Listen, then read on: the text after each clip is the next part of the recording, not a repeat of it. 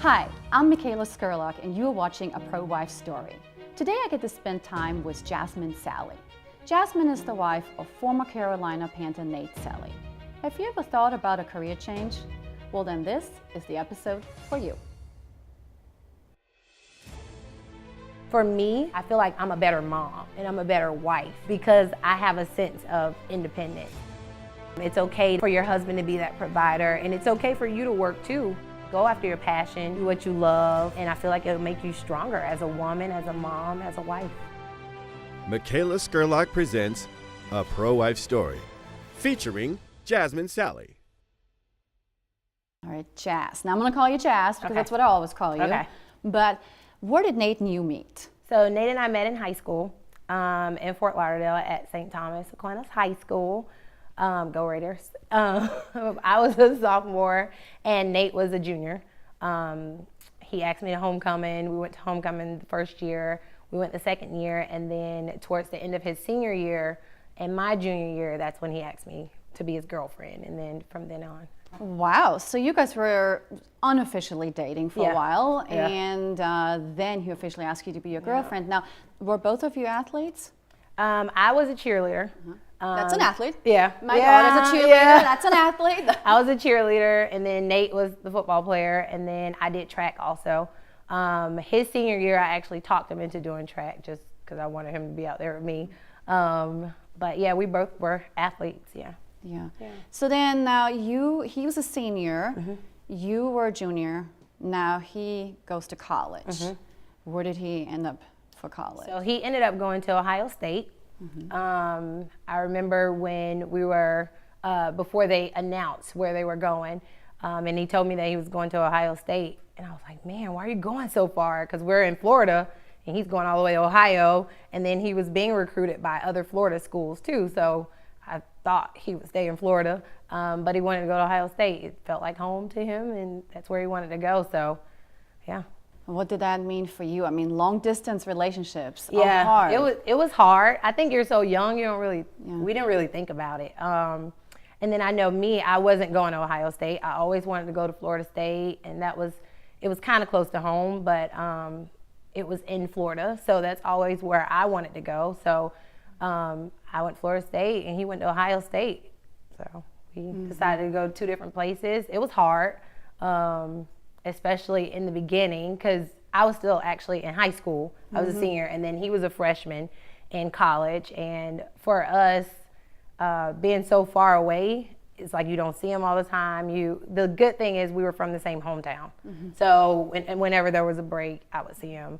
I never really got to go to any games his first year because I was still in high school, and my parents were pretty strict about like traveling on a plane to go out of state somewhere by yourself, and I'm only like 17, 18. So I didn't really get to see him that much that first year. But that's his first year is when his team went to the national championship. So that was fun. I didn't get to go. I know, sad. But yeah, so. Was there like a trust issue ever? Because it's tough. It's It tough for older people, but it's really tough for like it's young tough. guys. Yeah, it was tough. It was tough. I think even me being out of high school and getting into college, I think you're just so young. Like you're young and everything's new for both of us. I felt like it wasn't that much, we didn't have like trust issues. I felt like it was more because I felt like I knew him, I trusted him, he trusted me. But still in the back of your head as like, oh man, he's a football player.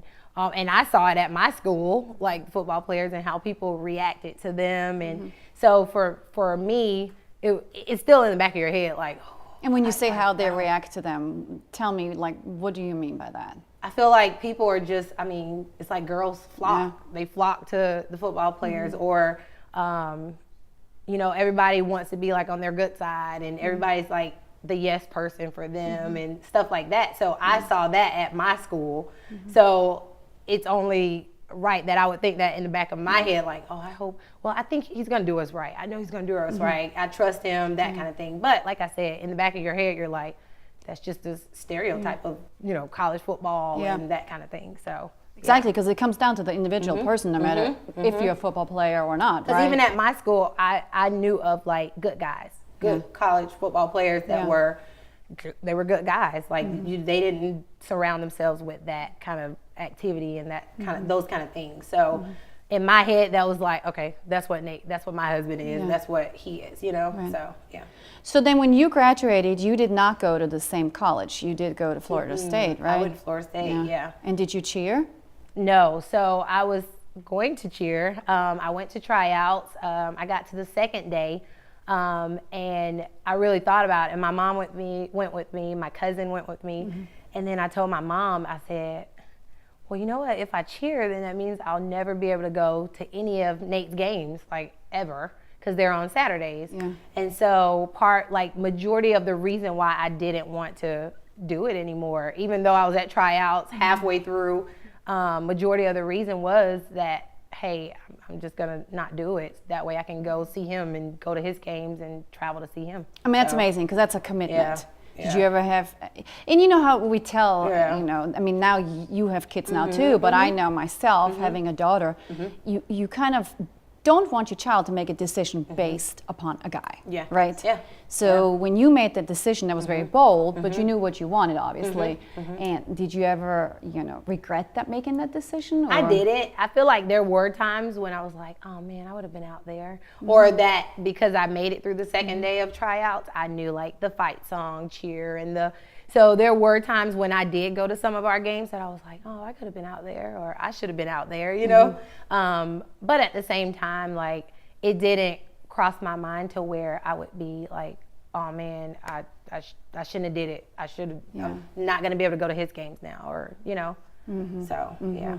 And I'm sure I don't regret it. Yeah, and I'm sure he appreciated it. I mean, that definitely, I'm sure you got some brownie points. Yeah, and your parents were okay with it? They were. It was rough for them at first, I think, because like I said, I grew up in my parents were strict, and I did have freedom, but they had rules. Like I couldn't do anything I wanted to do. I had curfew, like all that kind of stuff. So then it was like, okay, she's in college now. She kind of does her own thing. Like she can fly away to Ohio if she wants to now. But I was honest with them and kind of let them know, like, hey, this weekend we're going to Nate's game. I'm going to Nate's game. And they were okay with it. That's what they told me. I don't know if they were really okay with it. But they were probably letting you go in and praying. Yeah, I don't know if they were really okay with it, but that's what they told me. So, yeah. That's amazing. I mean, you gotta love parents. You look at it differently now since we're parents. You know? Well, we have to take a little break, but we'll be right back with Jasmin Salley. More with Michaela and Jasmin Salley when a pro-wife story returns. A pro-wife story continues with Michaela and Jasmin Salley. All right, so you're in college, and what was your major? My major was accounting. Growing up, I was always pretty good at math. It was something that came really easy. And I always said, when I go to Florida State, I want to be an accountant. Time out. Sorry, because there aren't many people, at least that I know, that wake up and say, I think I want to add and subtract numbers for a living. Like, is it just because no, actually, I have to ask you, did you enjoy doing that? At that time, I did. At that time, I did. I did enjoy it. It was hard. It was really hard. Like it's for most people hard. It was hard because it was like I said, I always thought, I'm really good at math. I love doing accounting. Went to school, went through the first couple, like that intro to accounting, those classes. And I was like, okay, this is harder than I thought. So then I thought about changing my major to nursing. I don't even like blood. I don't even, any of that stuff. Changed my mind. I was like, no. I'm just going through, I don't know what I'm going through. But I decided to just stick with accounting. I did enjoy it. I did taxes for a while. I did staff accounting for a while. Wow. I'm impressed. I'm impressed. Because not a lot of people like doing that, and so, but we need people like you. Everybody needs an accountant. And I have to ask this too. A lot of people feel like people who are good with math are considered nerdy. but you don't strike me nerdy at all. What's the difference? I think I'm kind of nerdy. I'm a little nerdy, and it's funny that you say that because the other day I was talking to Nate and his dad, my father-in-law, and I had a planner, and I was writing down in the planner, and I looked over to them, and I go, I don't know, I get so excited when I get like a brand new planner, and I get to write in it and like write stuff down, and his dad looked at me and go, you're a nerd. Yeah, so it's funny that you say that actually. Like I actually do enjoy that kind of stuff. Yeah. Like I love being on the computer and Excel and like all that stuff. Like I enjoy that stuff. Yeah. Yeah. It's funny. I'm having to digest that because I'm like, okay.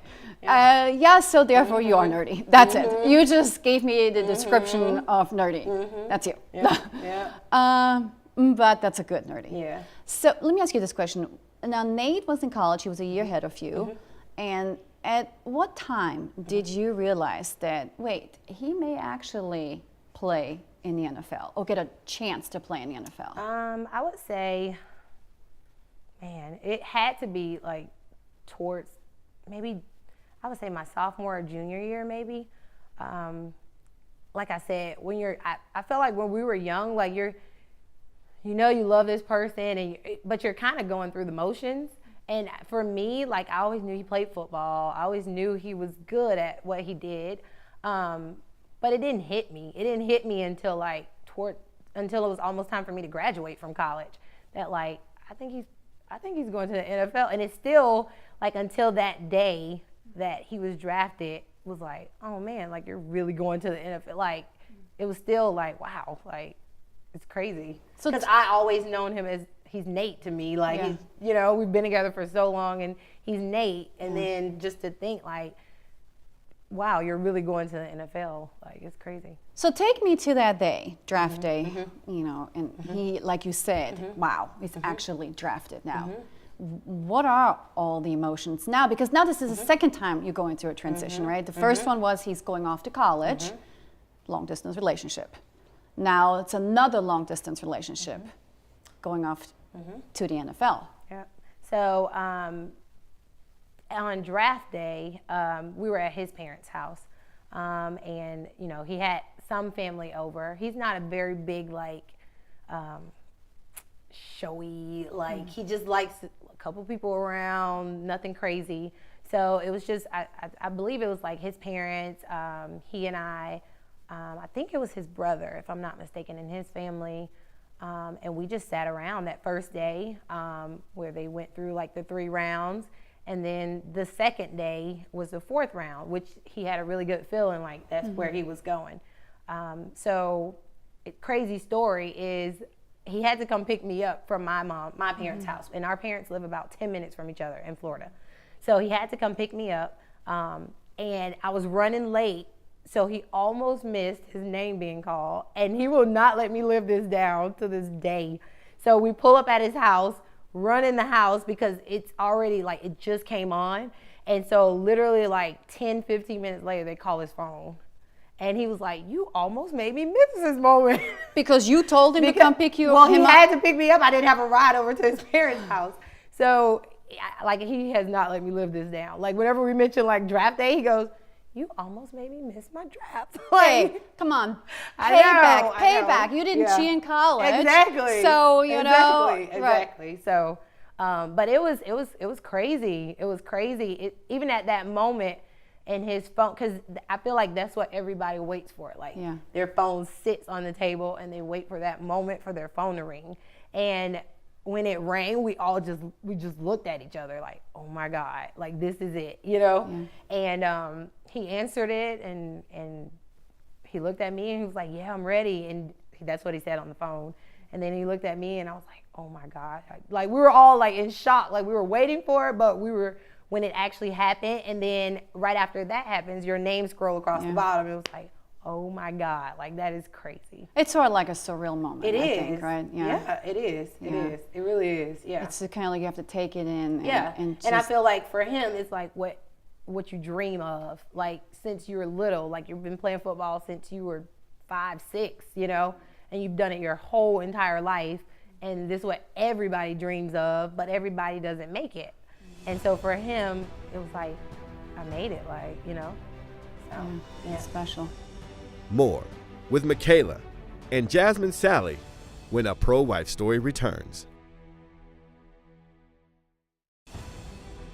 A Pro Wife Story continues with Michaela and Jasmin Salley. All right, Jazz. Before the break, we talked about Nate being drafted and the excitement and the emotions. And now he's moving to Carolina, Charlotte, right? He was drafted by the Carolina Panthers. Did you move with him? No. So I was still a senior my last semester at Florida State, and he was here. So no, I stayed back, and I graduated that December of his first season.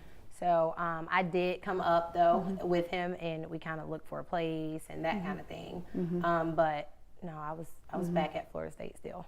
So Yeah, because I was going to say, I know he bought this house, and not a small house necessarily. So he obviously, in the back of his head, was thinking about popping that question. When did he? I believe it was, I'm trying to remember, it was around my birthday. And so he came down to my place. Well, I said, well, why are you coming for only a day? Like, why don't you just wait for like a longer weekend? And so he said, no, I'm coming. And I was like, oh, okay, then. I wasn't going to say no, but I still was trying to make sense of the whole situation. And he came down, and funny story. So I was cooking. You know, you're a starving college student. So I was making hot dogs. No lie. I started laughing because you said you were cooking. I'm like, okay. Yeah, making hot dogs in the kitchen. And so I went to check on him because I actually burnt the hot dogs. This is the funny story. I can cook now, I promise. Yeah, let's get on records here. I'm like, So I burnt the hot dogs, and I was running out of the room. So then when I get back, he's on like one knee, and I was like, what is happening right now? Like, and I come in with his burnt hot dogs, and he's like on one knee, and I'm like, you sure you want to marry me? Like, just kidding. So then he asked me to marry him, and then Oh, that is so cute, and it's good because he obviously didn't care about you. No, he not didn't care. Yeah, he cooking. didn't Now, did you not cook at all back then? No, or were I did. That was just, I think I was happy to see him. Yeah. So then I burnt the hot dogs. I don't know. Yeah. I don't know what happened. But no, I did cook. Growing up, I did sit in the kitchen with my mom a lot. So I watched her a lot. In college is actually where I learned to cook. Yeah. I would just call home, call my aunts, get recipes, and that's how I learned. Yeah. So That's great. So you now engaged, and then you got married, and now the real transition, I think, because starting in high school when you started dating, you had been having these long distance relationships, right? I mean, in college and then in the NFL, but now you actually having to adjust to waking up next to him every single day. Was that tough? It wasn't bad. I feel like I spent a lot of time in Ohio. I feel like I said, during the season, I was up there a lot. I went to a lot of games, and then during off season, he would come to my school.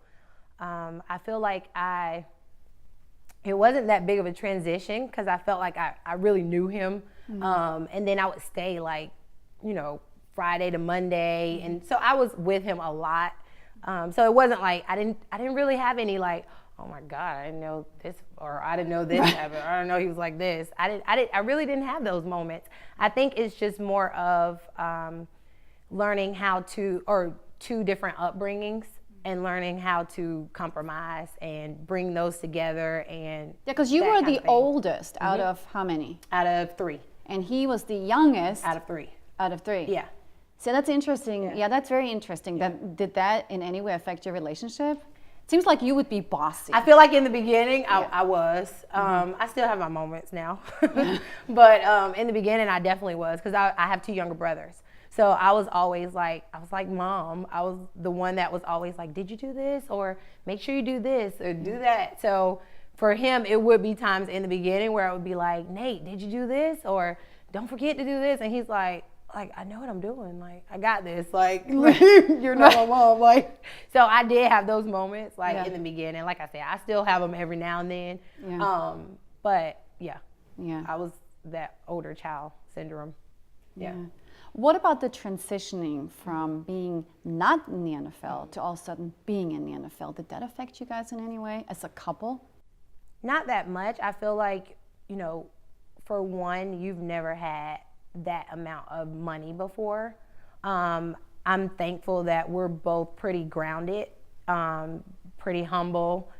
So even though we did have that amount of money and being brought into that lifestyle and that, that world, we were pretty grounded. We didn't live above our means. Like we saved quite a bit, So I feel like that helps. Our families, our parents are pretty grounded, so that kept us grounded, But it wasn't like a huge transition for us. It was a different world for sure. Yeah. And I bring it up because, again, there is this stereotype out there that lets people think that people change. But in reality, I find that it's not the people that change that are in the NFL, but sometimes the people that are around us, correct? I mean, would you agree? I do agree. Yeah. I do agree. I think for us, like I said, our families are pretty grounded. And I mean, you do have those that do ask for stuff and you are happy to give because it's like you're blessed, so you want to bless your family and you want to bless your friends. And I think it's where you have to find a balance because it can get overboard or it can, it will become a lot, So I think for us, it was just finding a balance of yes and no. And yeah. Yeah, you were very wise, and that definitely shows, for sure. All right, well, when we get back, I want to talk a little bit about you because you did work and you continue to work, right? All right, well, we'll be right back with Jasmin Salley. More with Michaela and Jasmin Salley when A Pro-Wife Story returns. A Pro-Wife Story continues with Michaela and Jasmin Salley. All right, Jazz, so we were talking about you working, and you wanted to continue to work, right? Even though Nate was playing in the NFL. So you were an accountant, right? So, yeah, I was an accountant. Even when I moved up here, I was still an accountant. I think I moved up in June, and like 3 weeks later, I got a job as an accountant. And then I did that for about 2 years. I just always wanted to keep working. I didn't have kids. It was just me and the dog at home, and Nate was at, practice and work and that kind of thing. So for me, I felt like I enjoyed having my independence. I enjoyed having my own money and that kind of thing. Just from how I was brought up. My mom was a stay-at-home mom, and my dad was the provider and took care of us, and my mom didn't start working until I was 17, 18. So I saw her as our caretaker and that kind of thing when my dad was away at work. And for me, I felt like my mom has always been that constant, she's been that motivator and that person that's like, hey, you don't have any kids, go out and do something, go out and find something you want to do or work, that kind of thing. So she was the one that definitely instilled that in me just as I was brought up as a kid and through college, and just she was always in the back of my head, or that voice was like, it's okay, you're a woman, it's okay to have your independence. That doesn't take anything away from your husband or him being the provider, but it feels good to have your own your own freedom. I'm a firm believer you need to do what you feel led to do. Yeah. And so you were doing the accounting job, but I know you, and you know what I'm about to bring up, right? So that same spirit of independence led you to wake up one day and want to be a hairstylist. Yeah. And I want to dig deep in this because take me there. What goes through your mind? So my mom is a hairstylist, and she's been one for 31 years, owned a salon for 9. So I was brought up in the hair salon pretty much. And so it's always been there. That love for hair has always been there. But I always wanted to go to college. I always wanted to be an accountant. I always felt like it's easy for me to go to a hair school for a year. Like I'd rather go to college for 3.5, 4 years and get my degree, and then, if I want to do hair, then I can do hair. And then guess what? I have an accounting degree that I can always fall back on. So that's what it's always been in me, but I wanted my degree. I wanted to be an accountant. And then I remember one day in my accounting job, I was talking to one of the girls that I worked with, and I said, hey, I really enjoy doing hair, and I'm trying to decide if I just want to quit and go to hair school. And she goes, you got to do what you love. Like, I know, you like doing accounting, but if you love doing hair, like, you have to do what you love. So then I talked to her, and then I came home and I talked to Nate, and I said, hey, what do you think? And he already knows, like, my family history, and my mom does hair and all this stuff. So he said, go for it. Like, this is your opportunity. I'm playing right now. You have this opportunity to quit cold turkey and go do hair and do something you love to do. And I said, you know what? I'm going to do it. And I just quit accounting full time, just quit and went to hair school. So I find that so inspiring because a lot of people wait for the right time, the perfect time for everything. And I think sometimes people miss out on doing something that they're really called to do because they're waiting for the perfect time, and there is never such thing as a perfect time, right? So for me, I think it's really special that you sharing with us this, because I know there's a lot of people who may be contemplating making a career switch. And for you, it was obviously the right thing, and I think it's for a lot of those listening as well, because you ended up going to beauty school, finished beauty school, and now you're a successful hairstylist. And so right now I work at Dolce Lusso Salon, and I've been there a little over 6 years, and I love it. I mean, I'm a very outgoing person, as you can see, and I enjoy being around people, like talking about what's going on in the world and TV shows, and I enjoy that. I enjoy talking to other women, and I love it. Like, I don't regret my decision at all. It's flexible with me and my family, and I love it.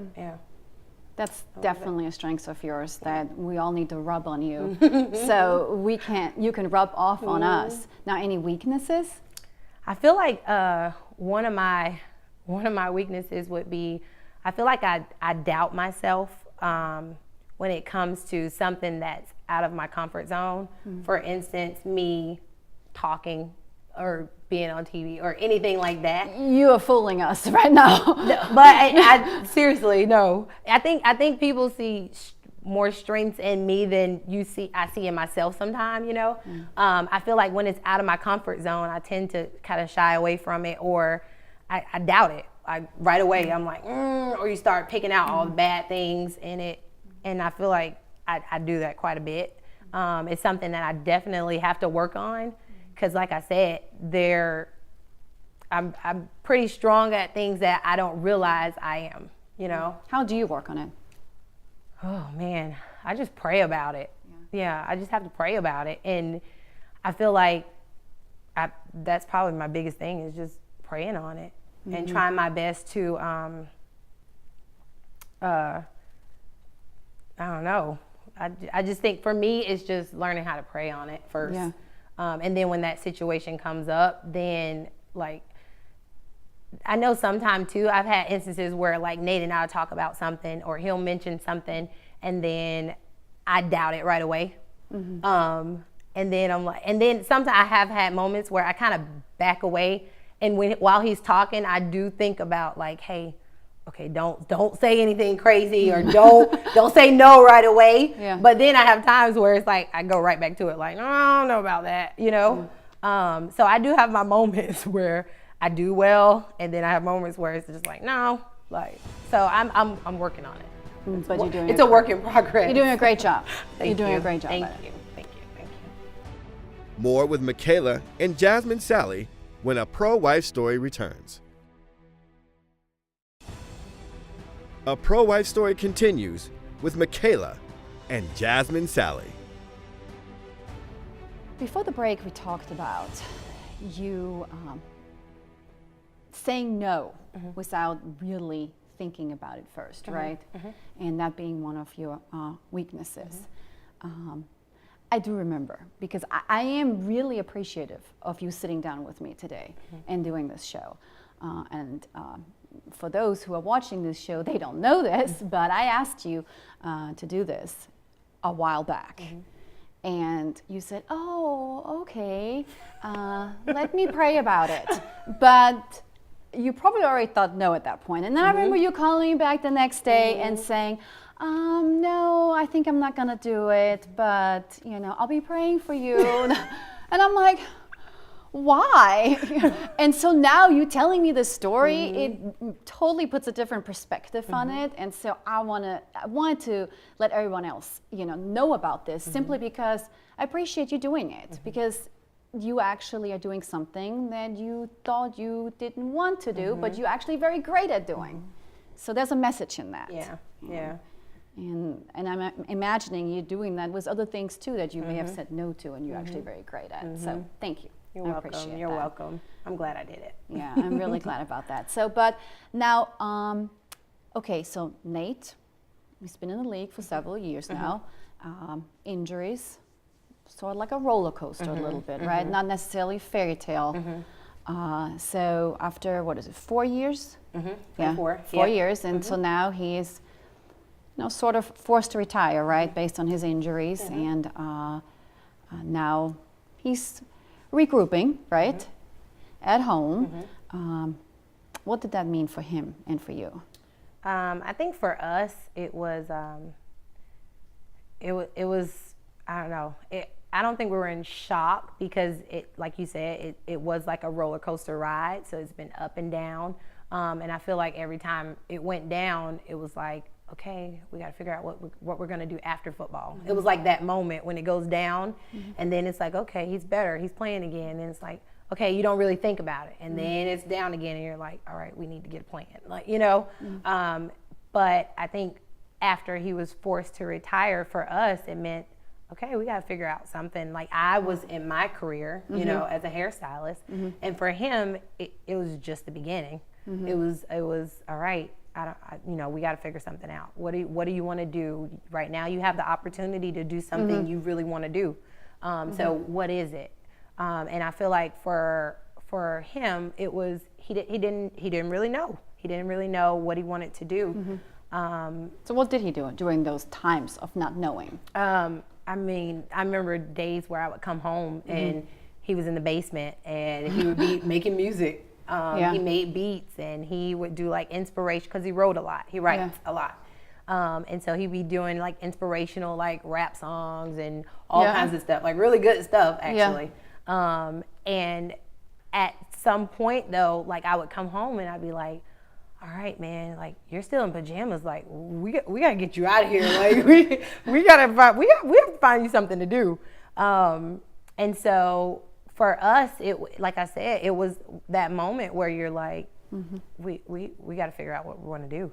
You don't really know. You've never really had to do that. So you were very patient. I mean, you're just a patient person all the way around. Yeah, I was. It seems like. Yeah, so, I was. I think, and just for him at that moment, it wasn't about like beating him down and like, you need to do something, or you need to get up and you need to do. It was more of like, okay, so what do you think you want to do? Let's look into that, or. I don't know, like just more of like encouraging him and like really trying to help him find something to do. I know I had a client that she was in HR at her company, at a big company. And so she and I talked about, and I said, well, my husband and I are trying to find something for him to do. Like this is his personality. So I told her he's competitive and he's very outgoing. He gets along with everybody.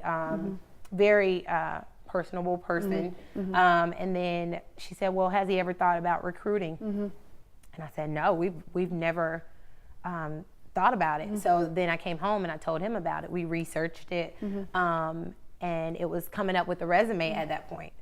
And we just looked at each other like, what are we gonna put on your resume? Like we had no idea what to put on his resume. He's played football his whole life. He's never had a job like in like outside of football. So we decided to do more of like leadership stuff. He's been a captain at Ohio State. He's been, you know, so. Which both of you guys are so strong, because I know you're very close friends, and this is one thing I really want to say. You always smile. The both of you always smile. So that's your gift. Yeah. And that's why you are good with people, and so is he. And I know you guys are close friends with Kelly and Thomas Davis, and Thomas has had obviously a lot of injuries, but miraculously came back from each one of them. Yep. And you have watched that. And Nate's career was different.